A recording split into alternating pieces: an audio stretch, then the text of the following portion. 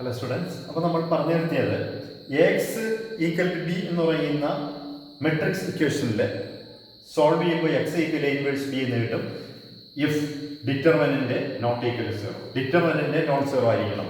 അല്ലെങ്കിൽ if A is non singular. A is non singular. A non singular എന്ന് വെച്ചാൽ determinant not equal to zero ആണ്. A non singular ആണെങ്കിൽ അല്ലെങ്കിൽ determinant non zero ആണെങ്കിൽ X equal to A inverse B. കാരണം A inverse exist ചെയ്യും, നമുക്ക് X കണ്ടുപിടിക്കാം. ഇതാണ് ഫോർമുല. എക്സ് സൊല്യൂഷൻ കാണാനുള്ള ഫോർമുല ഇതാണ്, X equal A inverse.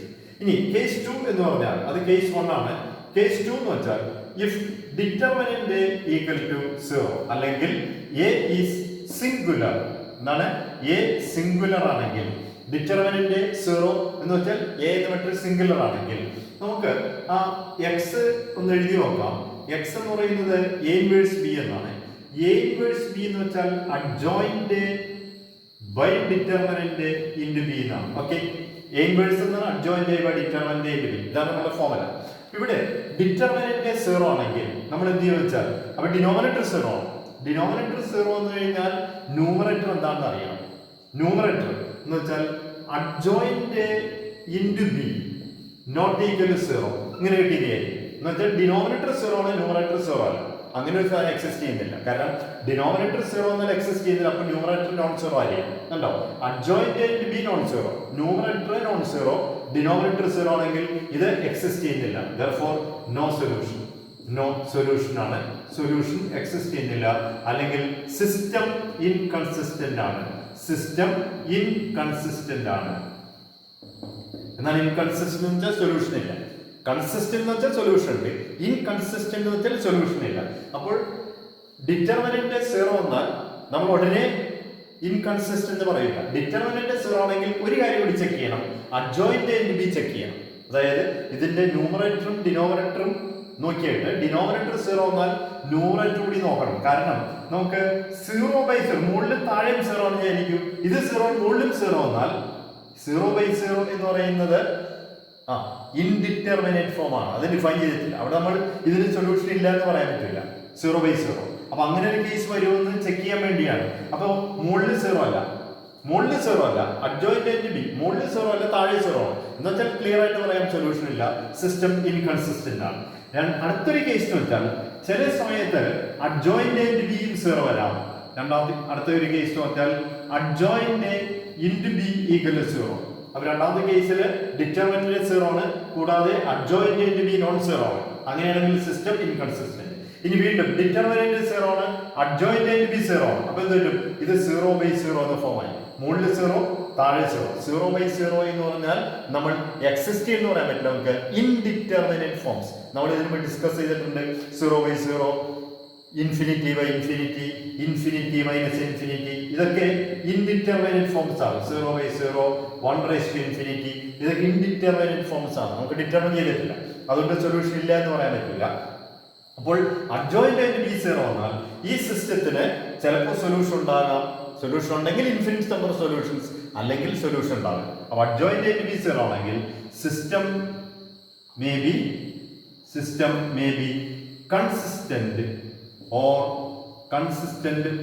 inconsistent, consistent or inconsistent according as the system has infinitely number of solutions or no solution. Infinitely many solutions. ചില സമയത്ത് adjoint to b zero ആണെങ്കിൽ ഈ സിസ്റ്റത്തിന് infinitely many solutions, infinite number of solutions വരും, അല്ലെങ്കിൽ solution ഇല്ല. അപ്പോൾ ഈ മൂന്ന് കേസുകൾ നമുക്കൊന്ന് ഡിസ്കസ് ചെയ്യാം. ഒന്നാമത് പറഞ്ഞ കേസ് എന്താണ്? അതാണ് നമുക്ക് അറിയേണ്ടത്. ഈ ax equal b എന്ന് പറയുന്ന സിസ്റ്റം ഓഫ് ഇക്വേഷൻസ് സോൾവ് ചെയ്യുന്ന സമയത്ത് ഇതാ ax equal to b എന്ന് പറയുന്ന ഇക്വേഷൻ, ഇതാണ് matrix equation. ax equal b നമുക്ക് x ആണ് കാണേണ്ടത്. x കാണാനുള്ള ഫോർമുല എന്താണ്? ഈ a ഇങ്ങോട്ട് വരുമ്പോൾ a ഇൻവേഴ്സ് b. നമ്മളത് എങ്ങനെയാണ് വന്നതെന്നുള്ളത് നേരത്തെ കാണിച്ചിട്ടോ. ഇരുവശത്തും a ഇൻവേഴ്സ് മൾട്ടിപ്ലൈ ചെയ്തു. അപ്പോൾ x equal to a inverse b എന്ന് കിട്ടി. ഇനി x കിട്ടാനുള്ള ഫോർമുലയായി. ഇനി 3-4 കേസാണ്. ഒന്നാമത്തത് if determinant not equal to zero. ഒന്നാമത്തെ കേസ് ഡിറ്റർമിനന്റ് നോൺ സീറോ ആണെങ്കിൽ യുണീക് സൊല്യൂഷൻ ആണ്. എന്താണ്? Unique solution. കൺസിസ്റ്റന്റ് ആണ്, unique solution. Okay, unique solution. If determinant not equal to zero, system is consistent and has a unique solution. Consistent ആണ്. Consistent എന്ന് വെച്ചാൽ solution ഉണ്ട്. എത്ര solution? Unique, ഒറ്റ solution. 2, if determinant equal to 0. Determinant 0 ആണെങ്കിൽ വേറെ ഒരു കാര്യം കൂടി നോക്കണം. നമ്മൾ പറഞ്ഞു adjoint into B not equal to 0. രണ്ടാമത്തെ കേസ്. ഒന്നാമത്തെ കേസ് ഡിറ്റർമിനന്റ് നോൺ സീറോ ആണെങ്കിൽ സിസ്റ്റം കൺസിസ്റ്റന്റ് ആണ്, യുണീക് സൊല്യൂഷൻ. രണ്ടാമത് ഡിറ്റർമിനന്റ് 0 ആണ്. ഡിറ്റർമിനന്റ് 0 ആണെങ്കിൽ ഉടനെ അഡ്ജോയിന്റ് ഇൻറ്റു ബി കൂടി കാണണം. അത് നോൺ സീറോ ആണെങ്കിൽ ഉടനെ എഴുതും system is inconsistent. System inconsistent എന്ന് വെച്ചാൽ നോ സൊല്യൂഷൻ. സൊല്യൂഷൻ എക്സിസ്റ്റ് ചെയ്യുന്നില്ല. Solution does not exist. ഇതാണ് രണ്ടാമത്തെ കേസ്. ഓക്കെ, ഇനി ഒരു കേസ് കൂടി നമ്മൾ പറയട്ടെ. മൂന്നാമത്തെ ഒരു കേസ്. അപ്പൊ 3 കേസ് ആയിട്ടാണ് ഡിസ്കസ് ചെയ്യുന്നത്. മൂന്നാമത്തെ കേസ് വെച്ചാൽ if determinant equal to 0, adjoint into B ഇതും 0 ആണ്. ഇവിടെ അഡ്ജോയിന്റ് ബി നോൺ സീറോ ആണ്, ഇവിടെ ഡിറ്റർമിനന്റ് 0 ആണ്.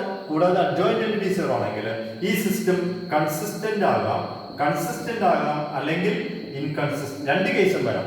ഇതിന് സൊല്യൂഷൻ ഉണ്ടാകാം, ഇല്ലാതിരിക്കാം. സൊല്യൂഷൻ ഉണ്ടെങ്കിൽ ഇൻഫിനിറ്റ് നമ്പർ ഓഫ് സൊല്യൂഷൻസ് ആണ്. Infinite number of solutions or no solution. Okay, 2 case വരാം ഇതിൽ. ചിലപ്പോൾ ഇൻഫിനിറ്റ് നമ്പർ ഓഫ് സൊല്യൂഷൻസ് വരാം, അല്ലെങ്കിൽ നോ സൊല്യൂഷൻ. ഇൻകൺസിസ്റ്റന്റ് എന്നതിൽ നോ സൊല്യൂഷൻ. അപ്പൊ ഒന്നാമത്തെ കേസ് ഡിറ്റർമിനന്റ് നോൺ സീറോ ആണെങ്കിൽ യുണീക് സൊല്യൂഷൻ. രണ്ടാമത്തത് ഡിറ്റർമിനന്റ് 0 എന്നാൽ അവിടെ വെച്ചിട്ട് നമ്മൾ ആൻസർ പറയാൻ പാടില്ല. അവിടെ വെച്ചിട്ട് അഡ്ജോയിന്റ് ബി കൂടി കാണണം. അത് നോൺ സീറോ ആണെങ്കിൽ അപ്പൊ തന്നെ പറഞ്ഞു ഇൻകൺസിസ്റ്റന്റ് സൊല്യൂഷൻ ഇല്ല. ഇനി അഡ്ജോയിന്റ് ബി 0 എന്ന് കഴിഞ്ഞാൽ അതെങ്ങനെ സോൾവ് ചെയ്യുന്ന പ്രോബ്ലം ചെയ്യുമ്പോൾ പറയാം. അഡ്ജോയിന്റ് ബി 0 എന്നാൽ കൺസിസ്റ്റന്റ് ആകാം, ഇൻകൺസിസ്റ്റന്റ് ആകാം. ഇൻകൺസിസ്റ്റന്റ് ആണെങ്കിൽ സൊല്യൂഷൻ ഇല്ല, കൺസിസ്റ്റന്റ് ആണെങ്കിലോ യുണീക് സൊല്യൂഷൻ അല്ല, ഇൻഫിനിറ്റ് നമ്പർ ഓഫ് സൊല്യൂഷൻസ്. ഇതാണ് ഇത്രയും ഈ സൊല്യൂഷൻസിനെ പറ്റി ഡിസ്കസ് ചെയ്യാനുള്ളത്. റൈറ്റ്.